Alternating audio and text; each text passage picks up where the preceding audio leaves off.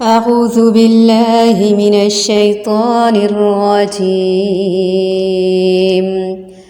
يستفتونك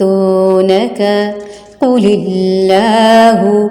يفتيكم في الكلالة إن امرؤ هلك ليس له ولد وله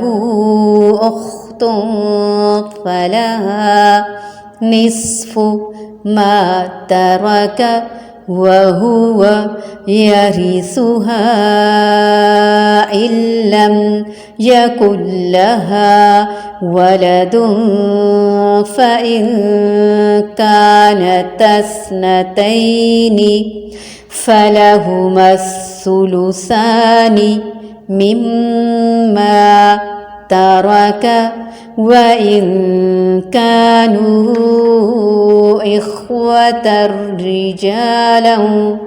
رجالا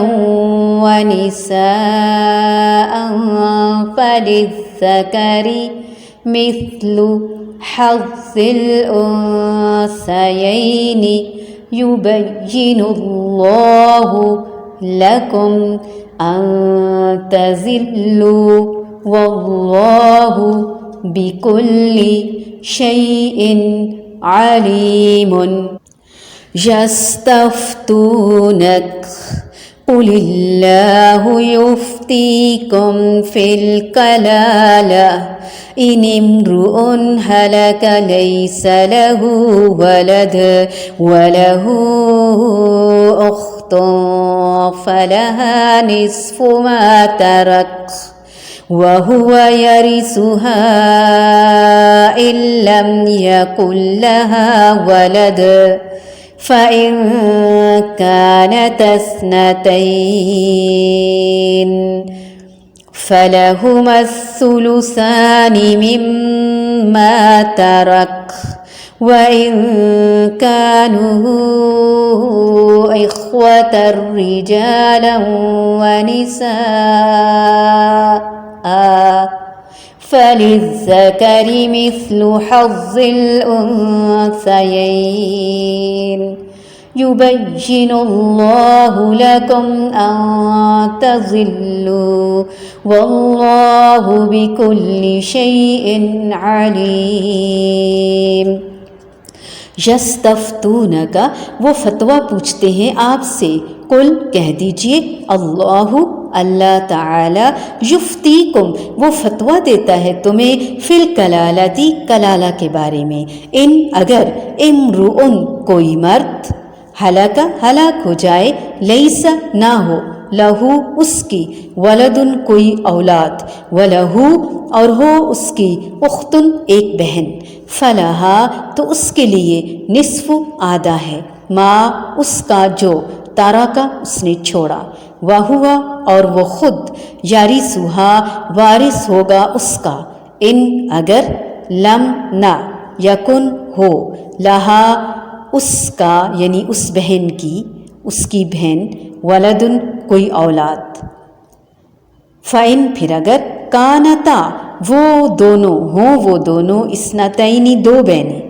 فَلَهُمَا تو ان دونوں کے لیے الثلثان 2/3 ہے، مما اس میں سے جو تارکا اس بھائی نے چھوڑا، وَإِن اور اگر کانو ہو وہ اخوتن کئی بہن بھائی، رجالن مرد، و نساء اور عورتیں، فللذکر تو مرد کے لیے مثل مانند حظ حصہ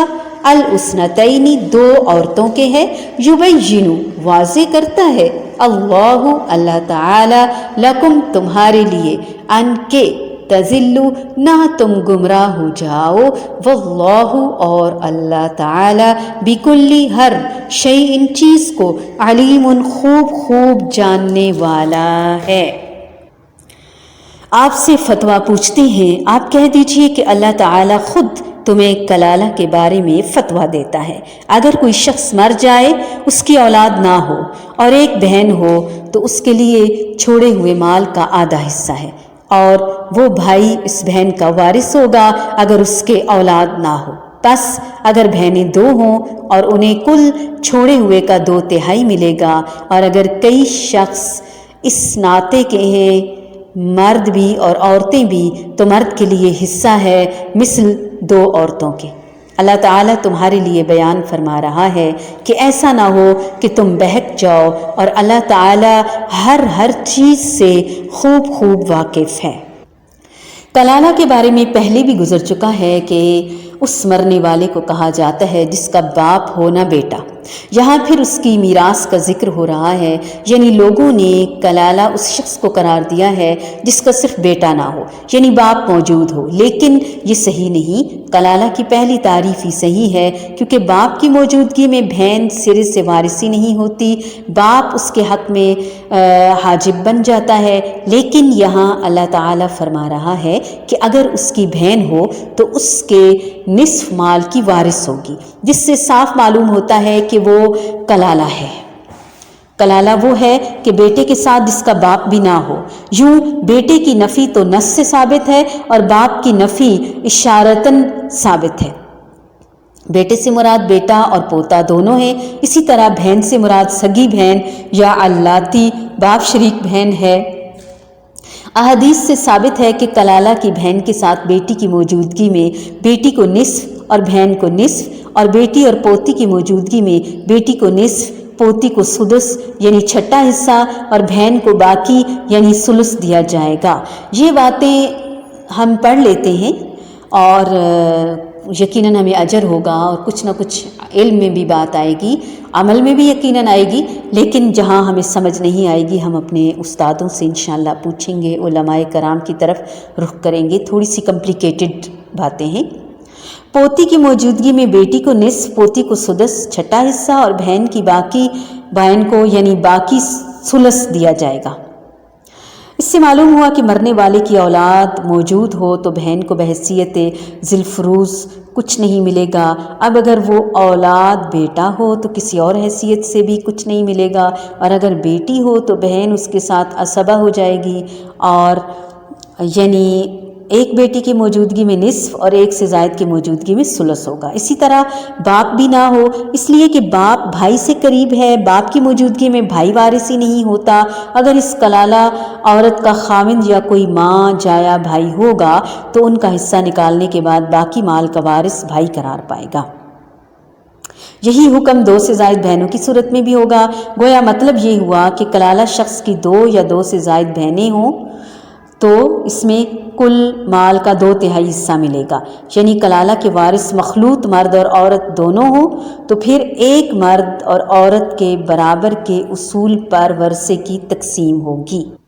دیکھیں اللہ تعالی ہمارے لیے احکامات کی کس قدر وضاحت فرماتے ہیں تاکہ ہم بھٹکتے نہ پھریں۔ اللہ تعالیٰ چونکہ ہر چیز کا علم رکھتا ہے، پہلے نور، ہدایت، روشنی کی بات کر کے زندگی کے ایک اہم ترین مسئلے میں فوری طور پر ہدایت دے دی گئی، اور اس سے قرآن کی افادیت کا اور بھی زیادہ اندازہ ہوتا ہے کہ صرف ہمارے خیالوں کو ہی روشن نہیں کرتا، ہمارے لیے دل کی خوشی کا باعث ہی نہیں بنتا، بلکہ گراؤنڈ ریئلٹی میں جو ہمارے سامنے آتی ہے بار بار مختلف مسائل کی صورت میں جو گھروں کے اندر پریشانیوں کا باعث بنتی ہیں، ان میں بھی بہت واضح قانون بنتا ہے، نہ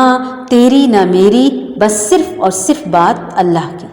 تو سب اس پر راضی ہو جاتے ہیں کہ ٹھیک ہے، اگر اللہ نے ہمارا یہ حصہ مقرر کیا ہے تو جھگڑا ختم، ہمیں تو کوئی اعتراض نہیں۔ اور یہاں پر ہم دیکھتے ہیں کہ عورتوں اور مردوں دونوں کے حصوں کو اللہ تعالیٰ نے خود الگ الگ کر کے واضح کر دیا۔ اللہ کی محبت کا اندازہ لگائیں، بچے جب چیز لیتے ہیں، جب کھانا پکتا ہے، تقسیم ہوتا ہے تو ماں کتنی خوبصورتی سے سب کو تقسیم کر کے دیتی ہے، اور بچے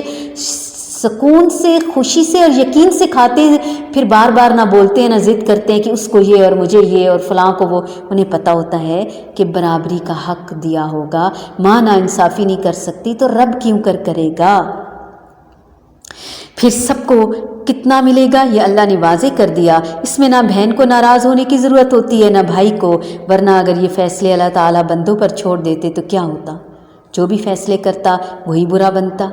کہ اس نے انصاف نہیں کیا، تو یہاں جب اللہ تعالیٰ نے کر دیا اور ہم سب اس پر ایمان لے آئیں اور اس کے مطابق اپنی زندگیاں بسر کریں تو سارے جھگڑے ختم ہو جائیں اور زندگی پرسکون ہو جائے۔ ابتدا سے اگر سورت کو دیکھیں تو سورت